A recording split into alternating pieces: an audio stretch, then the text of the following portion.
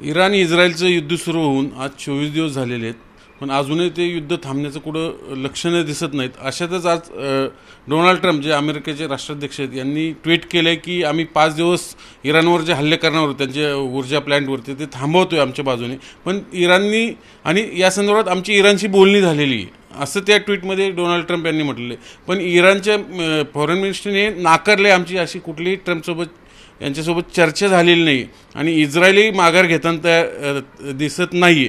त्यामुळं या गल्फ वॉरचं नेमकं पुढचं भवितव्य काय या संदर्भात अधिक माहिती जाणून घेण्यासाठी आपल्यासोबत स्वतः ब्रिगेडियर हेमंत महाजन सर आहेत. सर, स्वागत तुमचं ज्युस्टसमध्ये. काय होणार या सगळ्या आजचा सगळा जो बातमी आहे याला सुरुवात झाली ज्यावेळेला डोनाल्ड ट्रम्प यांचं ट्विट पुढे आलं की आम्ही आता पुढचे 5 दिवस जे इराणची जे तेल साठे आहे त्यांच्यावरती हल्ले करणार नाही.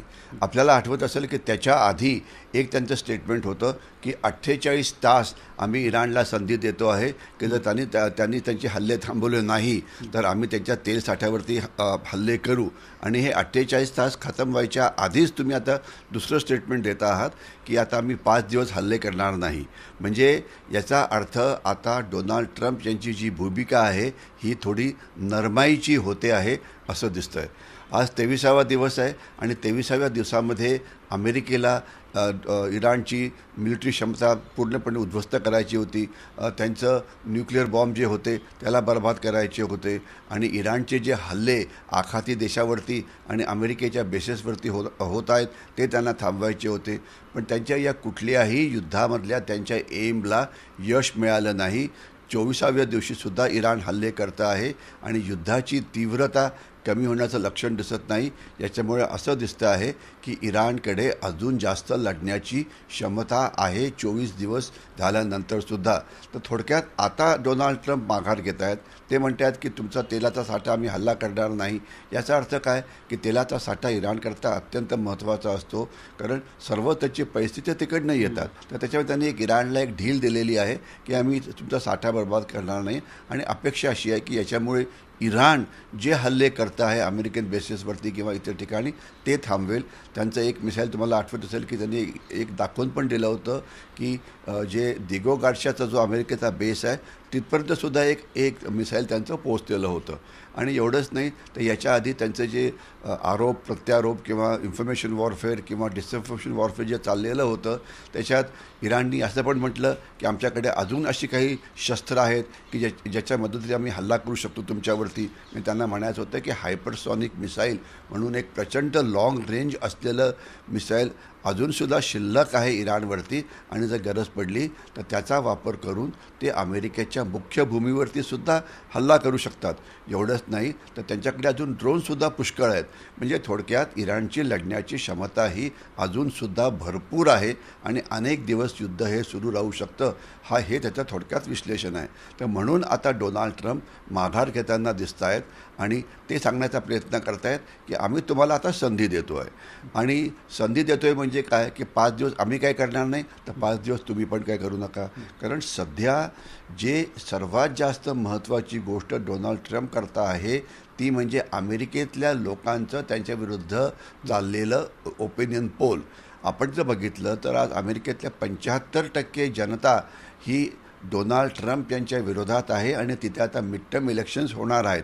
आणि तसं झालं तर डोनाल्ड ट्रम्प यांचा मोठा पराभव होईल निवडणुकीमध्ये. एवढंच नाही तर त्यांचे जे 2 अतिशय मोठे मिलिटरी ॲडवाईस होते, एक होते नॅशनल काउंटर टेररिझम सेंटरचे अध्यक्ष त्यांनी रिझाईन केलं, अजून एक होते त्यांनी रिझाईन केलं. आणि अमेरिकेमधली नोकरशाही अमेरिकेमधले अनेक जनरल्स आता म्हणत आहेत की डोनाल्ड ट्रम्प यांची जी युद्धनीती आहे ही पूर्णपणे चुकीची आहे आणि आपण काय करतो आहे आपल्याला माहिती नाही. आणि आपण असं एक जगाच्या समोर मोठं संकट आणलेलं आहे की त्यातून आता बाहेर कसं पडायचं याचं आपल्यासमोर काहीही उत्तर नाही. मी लढाई कशी थांबवायची याचं उत्तरच नाही. तर म्हणून म्हणजे आता डोनाल्ड ट्रम्प यांच्यावरती खूप मोठा दबाव पडतो आहे. तर मला असं वाटतं की त्यांनी हे जे म्हटलं आहे की 5 दिवस आम्ही थांबू तर ही म्हणजे ते दाखवतील की बघा इराणनी आता आमचं बोलणं ऐकलं, थोडी युद्धाची तीव्रता कमी झाली. त्यानंतर एखाद्या पुन्हा घोषणा करतील की इराणनी आमचं ऐकल्यामुळे आम्ही आता युद्ध अजून जास्त थांबवतो आहे वगैरे वगैरे. तर म्हणजे युद्ध थांबवण्याच्या दिशेने हे एक महत्त्वाचं पाऊल असू शकतं, असं एक विश्लेषण आपण करू शकतो. आणि तसं झालं तर फार चांगलं आहे. फक्त याच्यामध्ये दोनच महत्त्वाचे प्रॉब्लेम्स आहेत. एक म्हणजे इराणने जाहीर केलं की अशा प्रकारचं कुठलंही संभाषण इराण आणि याच्यात झालेलं नाही आहे. तर हे कुठलं संभाषण आहे, कुठली ही ट्रॅक टू डिप्लोमसी आहे, कुठले हे त्यांचे गुप्तहेर आहेत, कोण कोणाशी बोललं हे क्लिअर नाही आहे. आणि दुसरी गोष्ट, जे अमेरिकेचे जे सर्वात मोठे साथीदार आहेत इस्रायल, ते या युद्धात थांबायला तयार नाही आहेत. त्यांना सरळ लेबनॉनमध्ये जे हिजबुल्ला वगैरे आहे त्यांचं त्यांना नुकसान करायचं वगैरे. तर त्याच्यामुळे तसं म्हटलं तर ही जे माघार आहे डोनाल्ड ट्रम्प यांची, हे जगाच्या दृष्टीने चांगलं आहे, कारण यामुळे युद्धाची तीव्रता कमी होऊ शकते, प्रोव्हायडेड इराणसुद्धा त्याच्यावरती अंमलबजावणी करेल आणि प्रोव्हायडेड इस्रायलसुद्धा त्यांचे जे हल्ले चाललेले आहेत ते डोनाल्ड ट्रम्प यांच्या प्रेशर खालती येऊन ते हल्ले थांबवेल. जर असे हल्ले थांबले, हल्ल्याची तीव्रता कमी झाली तर जगाकरता हे चांगलं आहे, कारण जगाची अर्थव्यवस्था उद्ध्वस्त झालेली आहे. जगामध्ये गल्फ ऑफ हॉर्मुझमुळे तेलाचं संकट निर्माण झालेलं आहे, स्टॉक मार्केटमध्ये गोंधळ चाललेला आहे. तर जगाकरता चांगलं आहे असं नाही, हे भारताकरता सुद्धा चांगलं आहे. तर आशा करूया की डोनाल्ड ट्रम्प यांच्या स्टेटमेंटमुळे आता युद्धाची तीव्रता कमी होईल आणि काही दिवसामध्ये थांबूसुद्धा शकेल, ज्यामुळे शांततेच्या दिशेने एक महत्त्वाचं पाऊल आपण पुढे टाकलं असं विश्लेषण आपल्याला करता येईल. सर, या गल्फ वॉरमध्ये म्हणजे खरं तर या गल्फ वॉरला आज नव्हे, अनेकदा यापूर्वी युद्ध झालेले आहेत. मूळ म्हणजे इस्रायल आणि बाकीचे इस्लाम राष्ट्र असा नेहमी संघर्ष बघायला मिळतोय. तर मूळ काय आहे सगळ्या गोष्टीचं आणि शेवट कधी थांबणार आहे? कारण सातत्याने इथे हे युद्धभूमी बनून गेली आहे. मिडल ईस्टची जी युद्ध होती, पहिले झालेली युद्ध आणि आताचं युद्ध, याच्यामध्ये एक फार मोठा फरक आहे. पहिली जी युद्ध होती आणि या सगळ्या युद्धाचा मी एक सैनिकी अधिकारी म्हणून अभ्यास पण केलेला, कारण आम्हाला मिलिटरी हिस्ट्री किंवा असा इतिहास हा अभ्यासाचा विषय असतो. तर ती इस्रायल आणि इतर अरब राष्ट्र ज्यांच्या विरोधातली युद्ध होती. अरब इस्रायल वॉर 74चं होतं आणि अशी 4 युद्ध झाली होती. तर तो एक वेगळा प्रकार, एका साईडला इस्रायल, दुसऱ्या साईडला अरब राष्ट्र होती. पण आताचं युद्ध तसं नाही. आताचं युद्ध एका बाजूला आहे इराण आणि दुसऱ्या बाजूला अमेरिका आणि इस्रायल आणि इतर अरब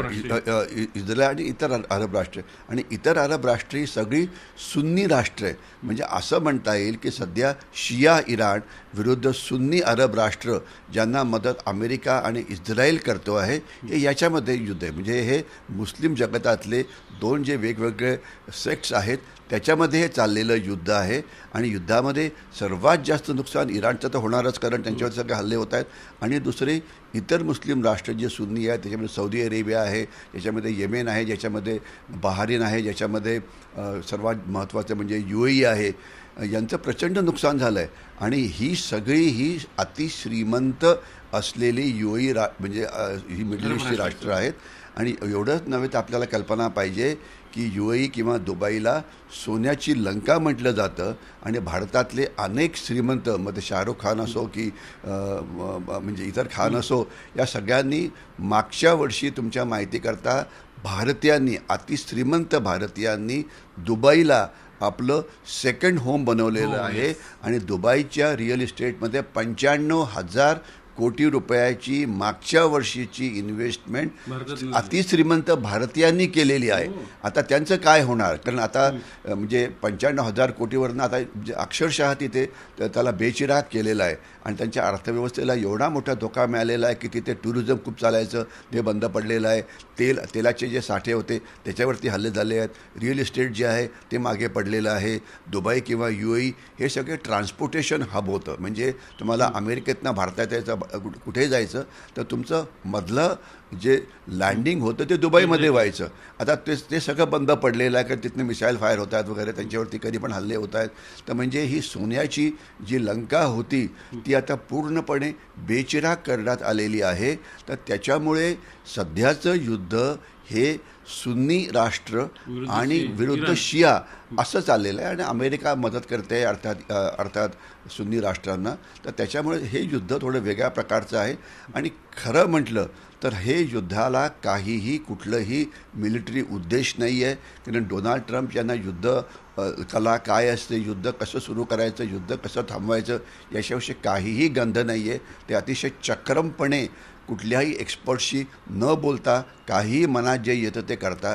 कारण त्यांना आतापर्यंत वाटत होतं की जसं त्यांनी व्हेनेझुएलामध्ये 2 तासाच्या आत तिथल्या राष्ट्रपतींना घेऊन अमेरिका पळून गेली होती, तसं त्यांना वाटलं होतं की एका दिवसामध्ये हे युद्ध संपेल. पण तसं झालं नाही. 23वा दिवस आणि काहीही लक्षण नाही संपण्याचं. तर त्याच्यामुळे आता फसले, पूर्णपणे फसले. अगदी या इराणच्या दलदलीमध्ये USA हे कम्प्लीटपणे फसलेलं आहे आणि त्याच्यातून आता कसं बाहेर पडायचं त्याकरता ही हालचाल सुरू आहे. आणि ट्विट आले आणि त्याच्यामधूनच ते ट्विट आलेलं आहे की आता ते स्वतःला एक हे एक्झिट करायचा प्रयत्न करतात. एखाद्या दोन दिवस सांगतील की इराणने आमचं ऐकलं म्हणून आता आम्ही बाकीची कारवाई थांबवतो आहे आणि काहीतरी कारण करून म्हणतील की आता आमचे सगळे टार्गेट संपल्यामुळे आता तिथं मला बर्बाद करायला काही राहिलं नाही आहे आणि मला जगाची काळजी आहे म्हणून मी युद्ध थांबवतो आहे. म्हणजे ते ज्या युद्धात जनक्षोभ आहे त्यांच्या विरोधात हे सगळे 100% अतिशय जनक्षोभ त्यांच्या विरुद्ध आहे. तर त्या युद्धातून बाहेर पडण्याकरता एक प्लॅन तयार करतायत असं एक विश्लेषण सध्या तरी आपण करू शकतो. आता ही सामुद्रधुनी जी हार्मोन्सची ती ऑब्व्हियसली अमेरिकेला नाही म्हणते इराण, त्यांना ट्रॅव्हलिंगसाठी सगळे वाहतुकीसाठी. मग ते मेन कारण आहे याच्यात. इराण कुठपर्यंत जाईल, किती नुकसान, कारण खामेनी गेले पण त्यांनी शपथ घेतली की इकडले नेत्याने बोला आम्ही हे केल्याशिवाय संपवल्याशिवाय आम्ही मागे हटणार नाही. मी शेवट कुठं आहे असं आहे. गल्फ ऑफ होर्मुझ किंवा होर्मुझची जी समुद्रधुनी आहे ही म्हणजे अरबी समुद्रामध्ये किंवा इंडियन ओशनमध्ये येते आणि इथून जगाचं 25% तेल आणि गॅस हा इकडनं येतो. आपण जर नकाशा बघितला होर्मुझचा तर आपल्याला असं दिसतं की एका बाजूला इराण आहे आणि दुसऱ्या बाजूला सौदी अरेबिया, येमेन आणि UAE अशी राष्ट्र आहे. म्हणजे आणि ही समुद्रधुनी एका ठिकाणी फक्त 21 किलोमीटर 21 मैल एवढीच फक्त ती अरुंद आहे. तर आता या इथून येणारं तेल आणि गॅस हा पूर्णपणे थांबल्यामुळे जगाचं जवळजवळ 25% नुकसान हे होतं आहे. आणि एवढंच नव्हे तर जो व्यापार व्हायचा या राष्ट्रांना, आणि ही अतिशय श्रीमंत राष्ट्र असल्यामुळे प्रचंड प्रमाणामध्ये इथे व्यापार व्हायचा, तो पण आता थांबलेला आहे. आणि आता अमेरिकेला या समुद्रधुनीतून येणाऱ्या जहाजांचं रक्षण कसं करायचं हेच कळत नाही आहे. म्हणजे अमेरिकेने या युद्धात आपण जर बघितलं असेल तर त्यांची अतिशय मोठी जहाजं, ज्याला एअरक्राफ्ट कॅरियर म्हणतात किंवा विमानवाहू नौका म्हणतात, मोठमोठी जहाजं तिथे आणली. पण ही मोठी जहाजं समुद्रातून येणाऱ्या व्यापारी जहाजांना सुरक्षा देण्यामध्ये पूर्णपणे ती फेल झालेली आहे. इराणकडे नेव्ही नाही आहे, इराणकडे नौदल नाही आहे. इराणनी केवळ ड्रोन आणि छोट्या फास्ट बोटी पेट्रोलिंग करणाऱ्या ज्या असतात त्याच्या मदतीने ही समुद्रधुनी बंद केली आहे. आणि तिसरं धमक्या देऊन की तुम्ही आला तर आम्ही मिसाईल फायर करू, लोक घाबरून तिथे येत नाही आहेत. तर म्हणजे अमेरिकेचं जे प्रचंड मोठं नौदल आहे ते एक पांढरा हत्ती म्हणून सिद्ध झालेलं आहे. प्रचंड नौका व्यापाराचं किंवा व्यापारी जहाजाचं संरक्षण करू शकलं नाही. आणि अमेरिका या युद्धात जो पैसा खर्च करते, $2 अब्ज एवढा पैसा रोज खर्च होतोय, जे नुकसान तरी यश मिळतं. 16 जहाजं 16 विमानं अमेरिकेची पडली असावीत. F-35 जे सर्वात मोस्ट मॉडर्न प्लेन आहे ते पडलं असावं. आणि याच्याशिवाय हे जे एअरक्राफ्ट कॅरियर्स आहेत यांचा खर्च प्रचंड येतो. आणि आपण त्यात एक अतिशय महत्त्वाची बातमी आली होती की एका एअरक्राफ्ट कॅरियरमध्ये आग लागली. नीट ऐका, आग लागली तर ती आग म्हणून त्या एअरक्राफ्ट कॅरियरला युद्धभूमीतून काढून परत पाठवलं. तर असं एक मानलं जातं की ती आग लागली नसावी, अमेरिकेच्या खलाशांनी ती लावली असावी, कारण त्यांना या युद्धात लढायची इच्छाशक्ती नव्हती. म्हणजे अमेरिकन सैनिक दमलेले आहेत. काय होतं एक लक्षात असायला पाहिजे, एअरक्राफ्ट कॅरियरमध्ये म्हणजे राहणं, युद्ध करणं हे सैनिकांकरता थकवा देणारं असतं. आणि आता जवळजवळ 280-85 दिवस ही एअरक्राफ्ट कॅरियर्स आणि खूप मोठा काफला आहे हा सध्या पाण्यातच आहे. तर त्याच्यामधले असलेले सैनिक सगळे दमलेले आहेत आणि त्यांची युद्ध करण्याची क्षमता मानसिक दृष्टीने खूप कमी झालेली आहे. कारण एक 100-150 दिवस झालं की थकायला होतं आणि इथे तर डबल वेळ झालेली आहे. तर त्याच्यामुळे एवढं प्रचंड नौदल हे एक पूर्ण हत्ती ठरलं आहे. आणि त्याच्याविरुद्ध जी शस्त्र वापरली इराणनी ती फक्त होती ड्रोन्स की जे अतिशय स्वस्त असतात, आणि दुसरं मिसाईल म्हणजे अतिशय स्वस्त शस्त्रांच्या नीतीच बदलून टाकली. सगळी स्वस्त शस्त्रांचा वापर करून महागड्या शस्त्रांचा इराणनी या युद्धामध्ये प्रतिकार केला. पराभव केलेला आहे आणि ग्राउंड युद्ध म्हणजे जमिनीवरती युद्ध करण्याकरता अमेरिका कधी तयारच नसतं. म्हणजे आपण जर बघितलं आपली जेवढी सगळी युद्ध आहे सगळ्या युद्धामध्ये भारतीय म्हणजे इंडियन आर्मी सर्वात मोठा भाग घेते. नुसतं हवेतून मिसाईल फायर करून काही होत नसतं, कारण मिसाईल फायर करेल तिथे जर कोणी लपले असेल तर ते मारलं जाईल, परंतु तुम्हाला जमिनीवरती जायलाच पाहिजे हो, शेवटी जमीन कॅप्चर करायलाच पाहिजे. पण ती लढण्याची हिंमत आणि क्षमता तुमच्याकडे किती मोठं सैन्यबळ आहे, याला काय अर्थच राहिला नाही आता हे सगळे ड्रोन याच्या. शेवटी आकाशातून युद्ध जिंकता येत नाही. हा एक अतिशय मोठा याच्यामध्ये आपल्याला धडा मिळतो आहे. अफगाणिस्तानमध्ये सुद्धा केवळ आकाशातून मिसाईल्स आणि ड्रोन्स फायर करून अमेरिकेने युद्ध जिंकण्याचा प्रयत्न केला, ते तिथून पळून गेले. जर तुम्हाला युद्ध परिपूर्ण पद्धतीने जिंकायचं असेल तर तुम्हाला जमिनीवरती हल्ला करून तिथे ऑपरेशन करून तुम्हाला ते जिंकावं लागतं. म्हणजे या युद्धामध्ये कमीत कमी जमिनी युद्ध जे करायला पाहिजे ते असायला पाहिजे की गल्फ ऑफ हॉर्मुझच्या बाजूनी जे दोन्ही किनारे आहेत त्या किनाऱ्यावरती जर अमेरिकन सैन्य बसलं तर त्या दोन्ही बाजूनी कोणी फायर करू शकणार नाही, तो एक भाग असू शकतो. किंवा जे इराणचे 2-3 मोठी बेटं आहेत की जिथून त्यांचं 90% तेल तिथे निर्मित पोहोचताच येत नाही. पण अमेरिकन हां, तर हिंमत लागते त्याच्याकरता. ते पोचतील की नाही म्हणजे त्याकरता तुम्हाला जमिनीवरती ऑपरेशन करावं लागेल.